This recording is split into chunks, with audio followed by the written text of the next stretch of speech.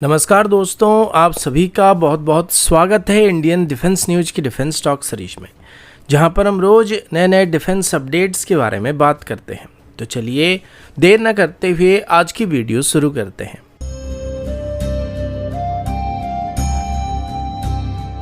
आज की पहली अपडेट इंडियन एयरफोर्स के सबसे बड़े फोर्स एक्सपेंशन प्लान को लेकर है। लेटेस्ट रिपोर्ट के मुताबिक इंडियन एयरफोर्स की तरफ से अभी फ्रांस के साथ 114 रफाल फाइटर जेट के लिए एक बहुत ही बड़े डील को फाइनलाइज किया जा रहा है, जिसमें लोकल प्रोडक्शन को भी शामिल किया जा रहा है।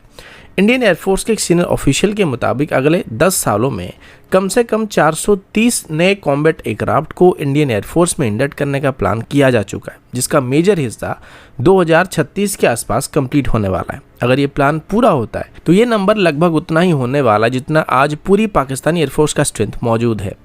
इंडियन एयरफोर्स का कहना है कि इस मॉडर्नाइजेशन ड्राइव का पहला स्टेप 114 रफाल फाइटर जेट का ऑर्डर होने वाला है। अभी रफाल को इंडियन एयरफोर्स की तरफ से अपना प्राइमरी मल्टी रोल प्लेटफॉर्म बनाने का प्लान किया गया, जो एयर डोमिनेंस, डीप स्ट्राइक और मैरीटाइम रोल के लिए इस्तेमाल किया जाने वाला है। हमारी एग्जिस्टिंग रफाल स्क्वाड्रन के साथ मिलकर ये फ्लीट एक तरीके से 2030 के आसपास इंडियन एयरफोर्स का बैकबोन बनने वाले हैं। इसके अलावा इंडिजिनस फाइटर सेगमेंट में तेजस इकोसिस्टम सबसे बड़ा रोल प्ले करने वाला है। इंडियन एयरफोर्स पहले से ही 73 तेजस मार्क 1 का ऑर्डर दे चुका है और पिछले साल 97 और एयरक्राफ्ट को खरीदने के लिए एक सेकंड ऑर्डर को भी साइन किया गया। कुल मिलाकर अभी 170 के आसपास तेजस मार्क 1 फाइटर जेट और 18 ट्रेनर एयरक्राफ्ट एक large standardise light fighter fleet को क्रिएट करने वाले हैं, जो कि एयर डिफेंस, स्ट्राइक और क्लोज एयर सपोर्ट इस रोल के लिए इस्तेमाल किए जाएंगे। हैवी फाइटर कैटेगरी में अभी भी Su-30M के अपना जगह को बनाए रखने वाला है, लेकिन इसके साथ ही इंडियन एयरफोर्स की तरफ से अभी 60 5th जनरेशन फाइटर जेट को एक्वायर करने की प्लानिंग किया जा रहा है, जिसमें Su-57 प्लेटफॉर्म को इंडक्ट करने का उम्मीद किया जा रहा है। ये एयरक्राफ्ट 2030 के आसपास इंडियन एयरफोर्स में शामिल होने वाला है और इसके बाद इंडिजिनस मीडियम वेट कैटेगरी में तेजस मार्क 2 का इंडक्शन ईयरली 2030 के आसपास एक्सपेक्ट किया जा रहा है। एटलीस्ट 40 तेजस मार्क 2 एयरक्राफ्ट 2033 से 2034 तक सर्विस में लाने की प्लानिंग किया जा रहा है और उसके बाद एमका की मार्क 1 वेरिएंट के 40 यूनिट को भी 2036 के आसपास इंडक्ट करने का प्लान किया जा रहा है, जो कि कुल मिलाकर 400 से ज़्यादा एयरक्राफ्ट होने वाले हैं और आने वाले 10 सालों में इन सभी एयरक्राफ्ट को इंडियन एयरफोर्स में शामिल करने का प्लान किया गया है। अगला अपडेट इंडियन एयरफोर्स की 5th जनरेशन फाइटर रिक्वायरमेंट को लेकर है। द इंडियन एक्सप्रेस के रिपोर्ट के मुताबिक एचएएल की तरफ से अभी रशिया से Su-57 को लेकर डिटेल कॉस्ट और कैपेसिटी असेसमेंट का वेट किया जा रहा है, जिसमें बताया जाएगा कि सुखोई Su-57 को भारत में मैन्युफैक्चर करने में कितना खर्चा आने वाला है। इसके अलावा इसमें क्या इंफ्रास्ट्रक्चर जरूरी होने वाला है और प्रोडक्शन रोडमैप क्या होने वाला है।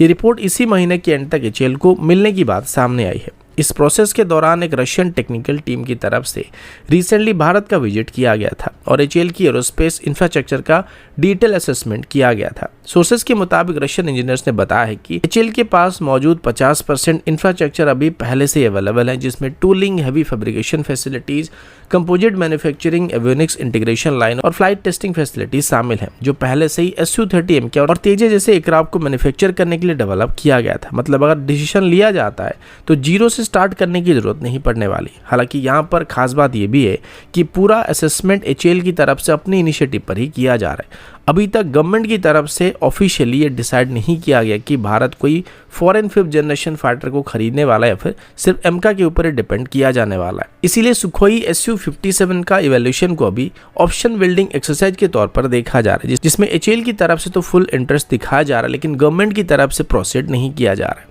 इंडियन एयरफोर्स के लिए सुखोई Su-57 एक नियर टर्म फोर्स मल्टीप्लायर के तौर पर काम कर सकता है। इस एयरक्राफ्ट के पास stealth shaping, super cruise capability, internal weapon bays, advance sensor, network centric warfare capability होने वाली। स्ट्रेटेजिक लेवल पर देखा जाए तो ये एयरक्राफ्ट चाइना के J-20 फ्लीट के अगेंस्ट में एक स्ट्रॉन्ग काउंटर प्रोवाइड कर सकता है, जो अभी तिब्बतन प्लेटू पर काफी रैपिडली डिप्लॉय किया जा रहा है और एमका के आने तक ये हमारी 5th जनरेशन एयरक्राफ्ट का बैकबोन बन सकता है। अगला update Indian defence manufacturing sector के लिए एक बड़ी और हिस्टोरिक अचीवमेंट की तरफ से है। नागपुर बेस्ड सोलर ग्रुप की तरफ से अभी भारत का पहला इंडिजिनस यूनिवर्सल एयर बम को सक्सेसफुली डेवलप कर दिया गया है। ये डेवलपमेंट इंडियन एयरफोर्स के लिए एक बहुत ही पुरानी ऑपरेशनल प्रॉब्लम को सॉल्व करने वाली है और साथ ही साथ इंडियन मेड एरियल मुनिशन के लिए एक्सपोर्ट के लिए एक नया रास्ता भी खोलने वाला है।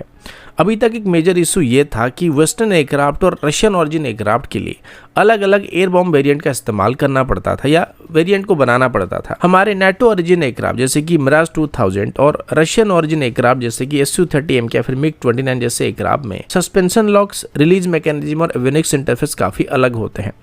इस वजह से सेम वेट क्लास की बॉम्ब को भी इनमें इस्तेमाल करने के लिए उनकी दो अलग अलग डिज़ाइन को डेवलप करना पड़ता है, जो लॉजिस्टिक इंटीग्रेशन प्रोसेस और इन्वेंट्री को काफ़ी कॉम्प्लेक्स बना देते हैं। अभी सोलर ग्रुप की तरफ से डेवलप किया गया 125 kg क्लास का यूनिवर्सल एयर बॉम्ब इसी प्रॉब्लम को एलिमिनेट करने वाला है। ये बॉम्ब एडाप्टेबल सस्पेंशन और इंटरफेस आर्किटेक्चर के साथ डिज़ाइन किया गया, जो नेटो और रशियन ऑरिजिन दोनों कैरियर स्टैंडर्ड को सपोर्ट करता है।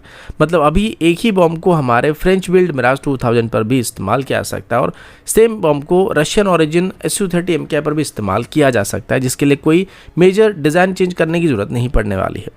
सोलर ग्रुप की तरफ से दिए गए डाटा के मुताबिक इस बॉम्ब का यूजर ट्रायल को सक्सेसफुली कंप्लीट कर दिया गया और हमारे मिराज 2000 के लिए इससे फिटमेंट क्लियरेंस भी मिल चुका है। साथ ही अभी इस बॉम्ब को सुखोई Su-30MK पर इंटीग्रेट किया जा रहा है, जहां एडॉप्शन और पिट ड्रॉप ट्रायल को कंडक्ट किया जाएगा। ये स्टेप भारत के सबसे बड़े फाइटर फ्लीट पर इस बॉम्ब की फुल ऑपरेशनल सर्टिफिकेशन के लिए काफी जरूरी होने वाला है। इस डेवलपमेंट का एक इंटरनेशनल एंगल भी होने वाला है, क्योंकि सोलर ग्रुप के अकॉर्डिंग उन्हें मल्टीपल फॉरेन एयरफोर्स की तरफ से भी इंक्वायरी मिल रही है, खास करके उन कंट्रीज की तरफ से जहां पर मिक्स्ड वेस्टर्न और रशियन ऑरिजिन एयरक्राफ्ट का इस्तेमाल किया जा रहा है, और खास करके एशिया, अफ्रीका और लैटिन अमेरिकन जैसे देशों में सिचुएशन काफी कॉमन होता है। अब यूनिवर्सल बॉम्ब की वजह से इन कंट्रीज को पैरेलल मुनिशन इन्वेंट्री मेंटेन करने की जरूरत नहीं पड़ने वाली, जो कॉस्ट और ऑपरेशन दोनों के लिए काफी फायदेमंद होने वाला है। अगला अपडेट इंडियन नेवी के फ्यूचर रोटरी विंग कैपेबिलिटी को लेकर एक इंपॉर्टेंट डेवलपमेंट की तरफ से है। हिंदुस्तान एरोनॉटिक्स लिमिटेड का इंडिजिनसली डेवलप किया गया यूटिलिटी हेलीकॉप्टर मरीन यानी UHM अभी नेक्स्ट डेवलपमेंट फेज में एंटर करने वाला है। लेटेस्ट रिपोर्ट के मुताबिक इस हेलीकॉप्टर की फ्लाइट ट्रायल को जल्दी स्टार्ट किया जाने वाला है, और अगर सब कुछ प्लान के मुताबिक चला तो 2030 तक ये इंडियन नेवी का हिस्सा बन सकता है। यूटिलिटी हेलीकॉप्टर मरीन कोई एग्जिस्टिंग हेलीकॉप्टर का नेवल वर्जन नहीं होने वाला है, बल्कि ये एक फ्रेश डिज़ाइन होने वाला है, जो स्पेशली नेवल एविएशन की डिमांडिंग रिक्वायरमेंट को ध्यान में रखकर डेवलप किया जा रहा है। इसमें shipborne operation, safety, stability, survivability, corrosion resistance और कॉम्पैक्ट स्टोरेज जैसे फैक्टर पर स्पेशली फोकस किया गया है। यह हेलीकॉप्टर हमारे वॉरशिप और हमारे कोस्टल बेस दोनों से ऑपरेट करने के लिए ऑप्टिमाइज किया जाने वाला है। इंडियन नेवी की तरफ से रखे गए रिक्वायरमेंट के मुताबिक यूटिलिटी हेलीकॉप्टर मरीन में ट्विन इंजन कॉन्फ़िगरेशन होने वाला है, जो ओवरसी ऑपरेशन के लिए मैंडेटरी माना जाता है, क्योंकि अगर लॉन्ग मैरिटाइम सॉर्टी के दौरान एक इंजन फेल हो जाता है तब भी हेलीकॉप्टर सेफली शिप को रिटर्न कर सकता है और वापस आ सकता है, जो नेवल एविएशन में काफी क्रिटिकल फैक्टर होता है। अब यूटिलिटी हेलीकॉप्टर मरीन की एक बहुत ही खास बात इसका फोल्डेबल रोटर और टेल बूम डिजाइन होने वाली। इस फीचर की वजह से हेलीकॉप्टर को डिस्ट्रॉयर्स, फ्रिगेट्स और हमारे ऑफशोर पेट्रोल वेसल के या किसी भी वेसल में लिमिटेड हैंगर स्पेस में इजीली स्टोर किया जा सकता है। ये कैपेबिलिटी डेक बेस्ड एविएशन के लिए काफ़ी एसेंशियल माना जाता है और नेवी को रैपिड डिप्लॉयमेंट का ऑप्शन प्रोवाइड करने वाला है। ऑपरेशन रोल के मामले में यूटिलिटी हेलीकॉप्टर मरीन एक ट्रू मल्टी रोल हेलीकॉप्टर होने वाला है। ये ट्रूप्स और cargo transport, casualty evacuation, search and rescue, maritime surveillance और लगभग सभी प्रकार की मैरिटाइम मिशन को करने में सक्षम होने वाला है। अगस्त 2025 में ही डिफेंस मिनिस्ट्री की तरफ से ऐसे 76 नेवल यूटिलिटी हेलीकॉप्टर को खरीदने के लिए RFI को इशू किया गया था, जिसमें 51 हेलीकॉप्टर इंडियन नेवी के लिए खरीदे जाने वाले और 25 हेलीकॉप्टर इंडियन कोस्ट गार्ड के लिए खरीदे जाने वाले हैं। इस प्रोजेक्ट की एस्टिमेटेड कॉस्ट अराउंड लगभग 5000 करोड़ के आसपास बताया जा रहा है।